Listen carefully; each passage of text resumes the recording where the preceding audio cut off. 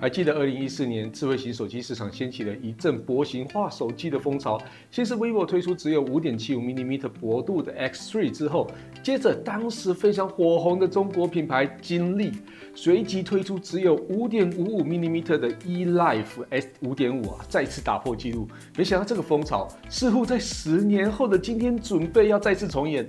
那之前传出Apple 将推出薄型化手机 iPhone 17L， 三星当然也不甘示弱。今天要动手玩的就是这一款在2025年 MWC 展出的 Galaxy S25 Edge。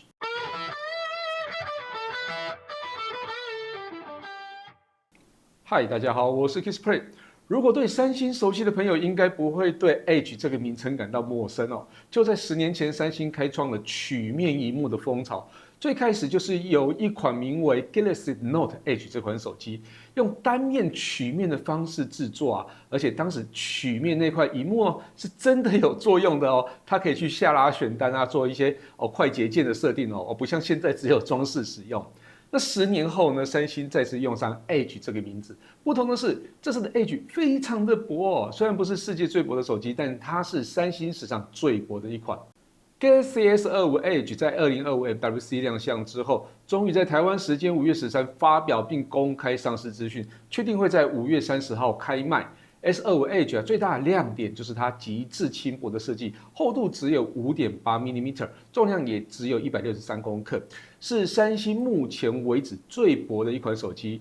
不过镜头模组比起 S25 Ultra 要稍微突出一点，但要用上2亿像素感光元件的主镜头，我想这个应该也是没办法的。这么轻薄的手机，耐用度一定是大家最关心的。毕竟之前 iPhone 6就曾经发生过被做弯的状况。Galaxy S25 Edge 采用以往他们很熟悉的钛合金边框技术，并加强结构的坚固性，也在萤幕保护玻璃上用上最新的康宁 Ceramic 2陶瓷玻璃，背面还加上康宁的 Victus 2。整体的外观非常利落以外，也非常的抗刮、抗摔、抗弯折。轻薄手机另外一个值得关心的，当然就是电池容量。不过三星在电池上依然很保守，只搭载了3900毫安时的电池。不过三星表示，他们利用更好的电池管理技术让一般使用下可以撑过24小时。当然，这个对于重度使用者来讲，应该还是不足够的。那充电部分也考量到散热，所以只提供了25瓦的有线充电，15瓦的无线充电。不过电池这么小，要充到满，应该也不会花太多时间啦。那效能硬体上用上 Snapdragon 8 Elite for Galaxy 旗舰处理器，在散热部分有加大了 Vapor Chamber 的一个面积，理论上应该还是有不错的效能表现。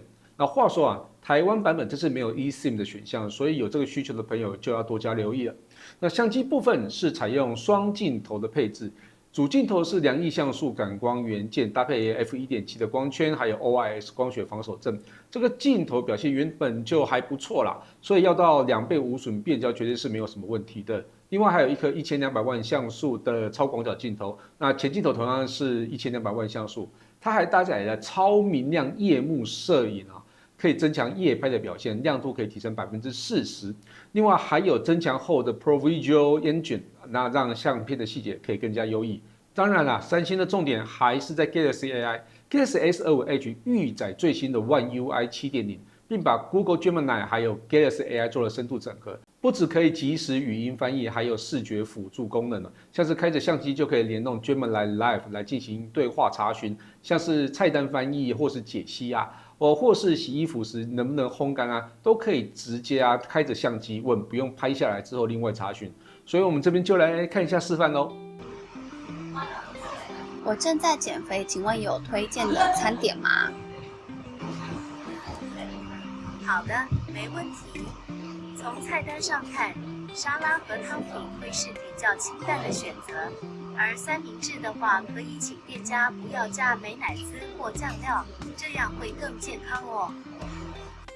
另外，当然还有更多的 Galaxy AI 功能，像是 Now Bar、Now Brief、涂鸦转图像、音讯橡皮擦等等的功能。那这些之前都有介绍过，所以这边就不再赘述了。那 Galaxy S25 Edge 在定位上会落在 S25 Plus 还有 S25 Ultra 的中间。虽然拍照没有特别的强大，但在外形上非常的利落好看。目标客群呢是针对注重外形设计与时尚的朋友那并同时要追求效能的也要旗舰的使用者啦。